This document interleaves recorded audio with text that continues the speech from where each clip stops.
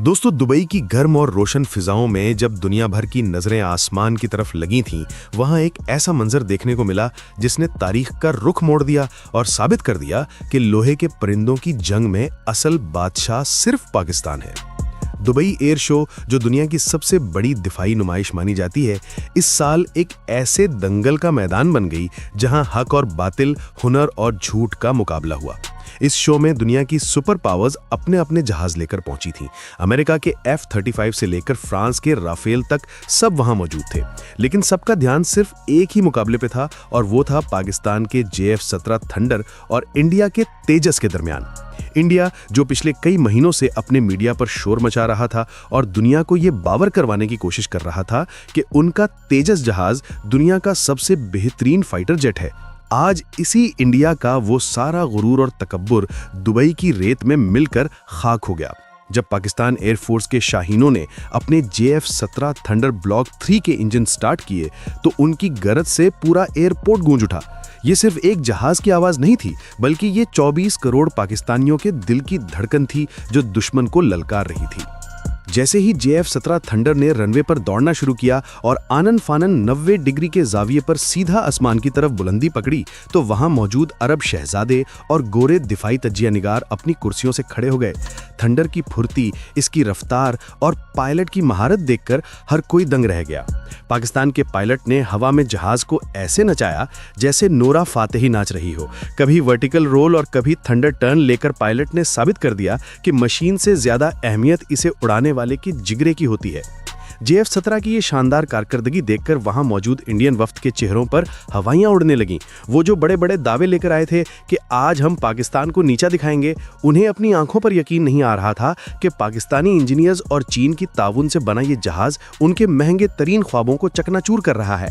पाकिस्तानी शाहीन की ये ऊंची उड़ान देखकर दुश्मन के खैमे में खामोशी छा गई और उन्हें एहसास होने लगा कि वो जिस मुकाबले के लिए आए हैं, इसमें उनका हाल बुरा होने वाला है। दोस्तों, पिछले कई महीनों से इंडियन मीडिया ने आसमान सर पर उठाया हुआ था। तेजस आ रहा है, तेजस गेम चेंजर है, तेजस पाकिस्तान के JF-17 को खा जाएगा। ऐसी बातें सुन सुनकर लगता था कि शायद वाकई इंडिया ने कोई खलाई टेक्नोलॉजी बना ली है। इंडिया ने दुबई एयर शो में अपने तेजस जहाज को भेजने का फैसला सिर्फ इसलिए किया था ताकि वो पाकिस्तान के JF-17 थंडर का मुकाबला कर सके। उनका ख्याल था कि दुनिया उनके इस हल्के जहाज को देखकर वाहवा करेगी, मगर हकीकत कुछ और ही निकली। तेजस, जिसे इंडिया ने 40 साल लगाकर बनाया है, वो आज भी टेक्नोलॉजी के मैदान में पाकिस्तानी गुज्जर तैयारों से भी पीछे है। फिर भी अपनी आदत से मजबूर इंडियन पायलट बड़े अकड़ कर कॉकपिट में बैठे। उनका मकसद था कि किसी तरह JF-17 से बेहतर करतब दिखाए जाएं, लेकिन वो ये भूल गए कि नकल के लिए भी अकल की जरूरत होती है और शाहीनों का मुकाबला कवे नहीं कर सकते। लेकिन दोस्तों, फिर वो लम्हा आया जिसने इंडिया को पूरी दुनिया में शर्मिंदा कर दिया। ये वो मंजर था जब इंडियन एयरफोर्स का तेजस रनवे पर आया। इंडियन मीडिया के कैमरे ऑन थे, उनके रिपोर्टर्स चीख चीख कर बता रहे थे कि अब तेजस उड़ेगा और सबको हैरान कर देगा। पायलट ने थ्रॉटल दिया, जहाज ने स्पीड पकड़ी और हवा में बुलंद हुआ। शुरू में तो सब ठीक लगा, लेकिन जैसे ही तेजस ने थोड़ा मुश्किल करतब करने की कोशिश की, कुदरत ने इंडिया के गरूर को निशाना बना लिया। वहां मौजूद माहिरीन देख रहे थे कि जहाज गैर मुस्तहकम हो रहा है। वो फ्लाई बाय वायर सिस्टम, जिस पर इंडिया बहुत नाज करता था, वो जवाब दे रहा था। अचानक जहाज का तवाज़ुन बिगड़ा। पायलट ने कंट्रोल करने की बहुत कोशिश की, लेकिन जो चीज़ बुनियादी तौर पर ही खराब हो, वो कहाँ संभलने वाली थी। देखते ही देखते इंडिया का ये जहाज, जिसे इनके अपने पायलट उड़ता हुआ ताबूत कहते हैं, अपने कंट्रोल खो बैठा। मंजर कुछ ऐसा था कि शो देखने वाले लोग अपनी सांसें रोककर खड़े हो गए। जहाज तेजी से नीचे की तरफ आया और जमीन बोस हो गया। धूल का एक तूफान उठा और इसके साथ ही इंडिया की सारी हैकड़ी, सारा तकब्बुर और वो सारे झूठे दावे धूल में मिल गए। लोगों ने अपनी आंखों से देखा कि जिस जहाज को इंडिया F-16 किलर कहता था, वो एक सादा से एयर शो की फ्लाइट भी मुकम्मल ना कर सका। ये मंजर देखकर इंडियन वफद के सर शर्म से झुक गए।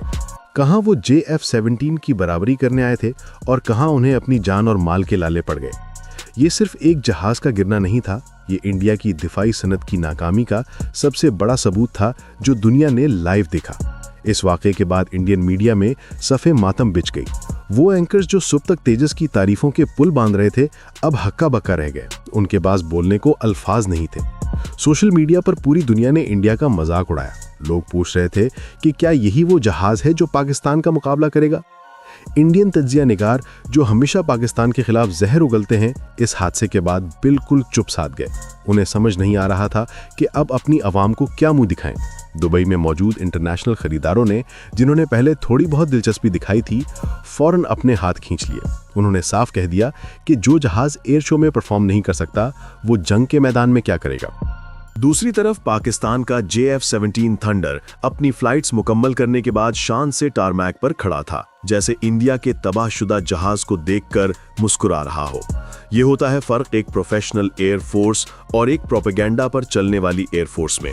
आइए जरा तकनीकी बुनियादों पर भी देखते हैं कि क्यों इंडिया का तेजस पाकिस्तान के JF-17 के आगे टिक नहीं सकता। पाकिस्तान का JF-17 ब्लॉक 3 अब जदीद तरीन रेडार और एवियोनिक्स से लैस है, जो कि दुश्मन को दूर से ही देखने और लॉक करने की सलाहियत रखता है, जबकि तेजस में अभी तक वही पुराने सिस्टम लगाए जा रहे हैं जो जदीद जंग में नाकाम है। JF-17 का इंजन काबिले एतमाद है और इसे हर तरह के मौसम में टेस्ट किया गया है। तेजस का इंजन इंडिया खुद बना नहीं सका, वो अमेरिका से मंगवाता है, और फिर भी इंटीग्रेशन के मसाइल खत्म नहीं होते। दुबई में गिरने की वजह भी इंजन और सॉफ्टवेयर का फेल होना ही बताया जा रहा है। JF-17 थंडर अपने साथ PL-15 जैसे लॉन्ग रेंज मिसाइल ले जा सकता है, जो दुश्मन को बगैर देखे मार गिराता है। तेजस का वजन इतना ज्यादा है और लिफ्ट इतनी कम है कि वो भारी हथियार उठाने में सांसें लेने लगता है। दोस्तों, दुबई एयर शो के इस वाक़े ने साबित कर दिया कि पाकिस्तान का दिफाई प्रोग्राम इंडिया से कहीं आगे है। इंडिया के पास पैसा हो सकता है, लेकिन पाकिस्तान के पास जज्बा और दिमाग है। हम कम वसाइल में बेहतरीन चीज बनाना जानते हैं। JF-17 थंडर आज नाइजीरिया, म्यांमार और आज़रबाईजान जैसे मुमालिक की फिजाओं की हिफाजत कर रहा है।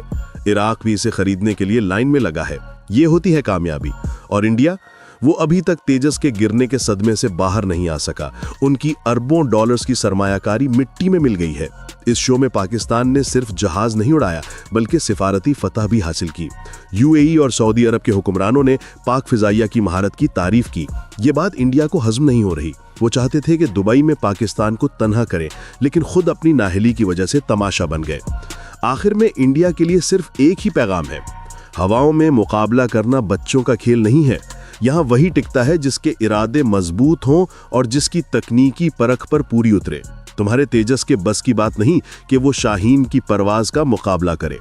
दुबई की जमीन गवाह है और वहां का आसमान गवाह है कि जब भी मुकाबला होगा, पाकिस्तान का परचम ही बुलंद रहेगा। इंडिया की झूठी शान, उनका मीडिया हाइप और उनके नाकाम जहाज, सब के सब हकीकत की एक ठोकर से गिरकर तबाह हो जाएंगे, बिल्कुल वैसे ही जैसे इस शो में हुआ। पाकिस्तान के शाहीनों ने एक बार फिर दुनिया को बता दिया है कि हमसे उलझने का अंजाम क्या होता है। पाकिस्तान जिंदाबाद, पाक फिजाइया पाइंदाबाद।